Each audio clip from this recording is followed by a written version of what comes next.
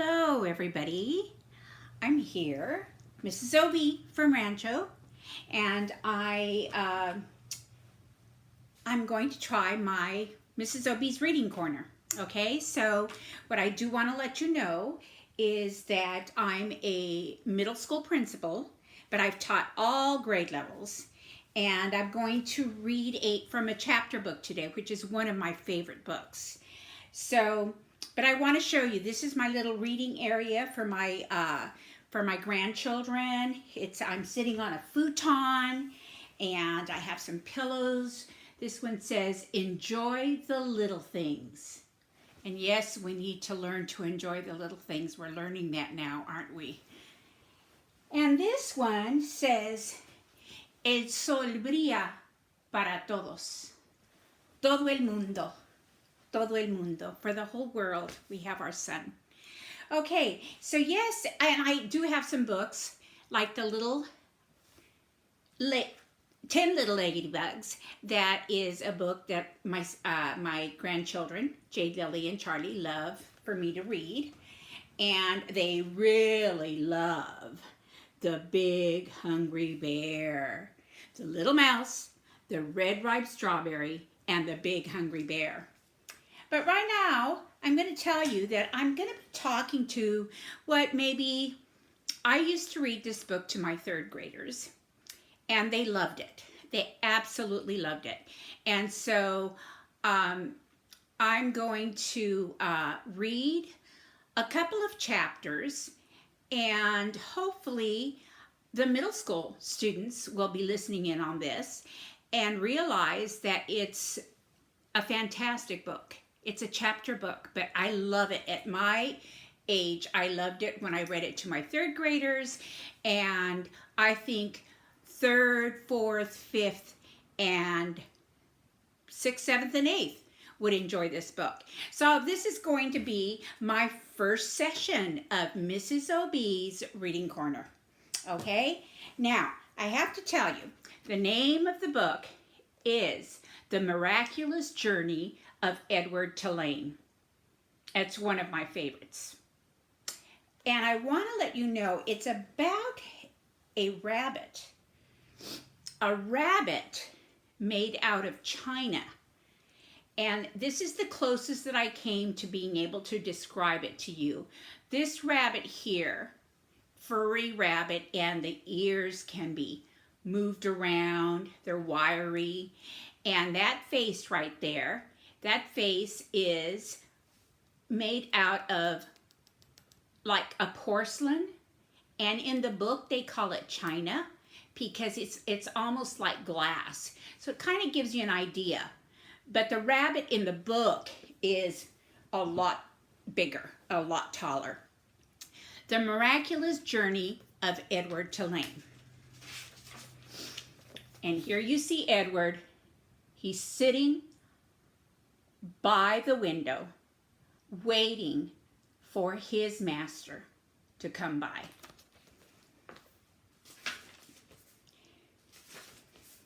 Chapter 1.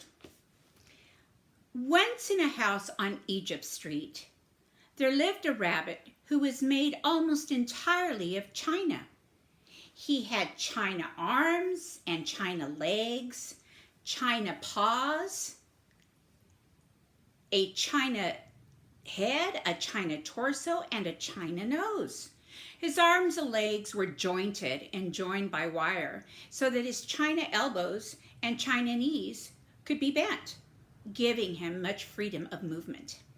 His ears were made of real rabbit fur, and beneath the fur there were strong, bendable wires, which allowed the ears to be arranged into poses that reflected the rabbit's mood: jaunty, tired, full of ennui.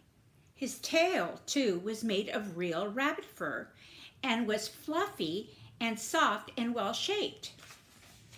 The rabbit's name was Edward Tulane, and he was tall. He measured about 3 feet from the tip of his ears to the tip of his feet. His eyes were painted a penetrating and intelligent blue. In all, Edward Tulane felt himself to be an exceptional specimen. Only his whiskers gave him pause. They were long and elegant, as they should be, but they were of uncertain origin. Edward felt quite strongly that they were not the whiskers of a rabbit, whom the whiskers had belonged to initially. What unsavory animal was a question that Edward could not bear to consider for too long. And so he did not. He preferred, as a rule, not to think unpleasant thoughts. Edward's mistress was a 10-year-old, dark-haired girl named Abilene Tulane, who thought almost as highly of Edward as Edward thought of himself. Each morning, after she dressed herself for school, Abilene dressed Edward. The China Rabbit was in possession of an extraordinary wardrobe composed of handmade silk suits, custom shoes fashioned from the finest leather, and designed specifically for his rabbit feet, and a wide array of hats equipped with holes so that they would easily fit over Edward's large ears and expressive ears. Each pair of well-cut pants had a small pocket for Edward's gold pocket watch. Abilene would wound this watch for him each morning. "Now, Edward," she said to him after she was done winding the watch, "when the big hand is on the 12 and the little hand is on the 3, I will come home to you." She placed Edward on a chair in the dining room and positioned the chair so that Edward was looking out the window and could see the path that led up to the Tulane front door. That was the picture that I showed you earlier. Abilene balanced the watch on his left leg. She kissed the tips of his ears, and then she left, and Edward spent the day staring out at Egypt Street, listening to the tick of his watch and waiting. Of all the seasons of the year, the rabbit most preferred winter, for the sun set early then, and the dining room windows became dark, and Edward could see his own reflection in the glass. And what a reflection it was! What an elegant figure he cut! Edward never ceased to be amazed at his own fineness. In the evening, Edward sat at the dining room table with the other members of the Tulane family, Abilene, her mother and father, and Abilene's grandmother, who was called Pellegrina.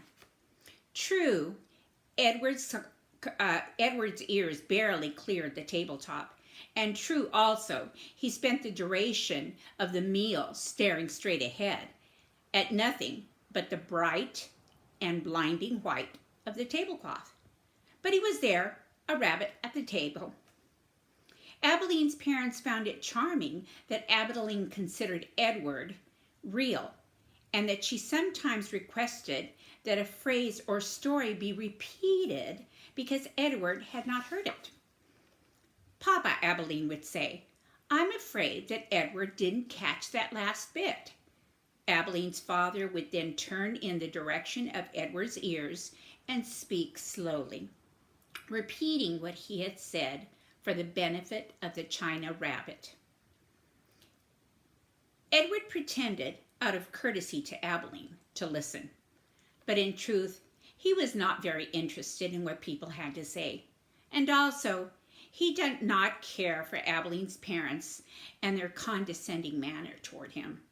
All adults, in fact, condescended to him. Only Abilene's grandmother spoke to him as Abilene did, as one equal to another. Pellegrina was very old. She had a large, sharp nose and bright black eyes that shone like dark stars. It was Pellegrina who was responsible for Edward's existence. It was she who had commissioned his making, she who had ordered his silk suits and his pocket watch, his jaunty hats and his bendable ears, his fine feathered leather shoes, and his jointed arms and legs, all from a master craftsman in her native France. It was Pellegrina who had given him as a gift to Abilene on her 7th birthday. And it was Pellegrina who came each night to tuck Abilene into her bed and Edward into his. "Will you tell us a story, Pellegrina?" Abilene asked her grandmother each night. "Not tonight, lady," said Pellegrina. "When?" asked Abilene. "What night?" "Soon," said Pellegrina. "Soon there will be a story."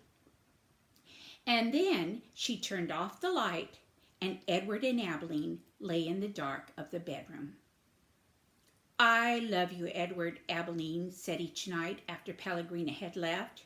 She said those words, and then she waited, almost as if she expected Edward to say something in return.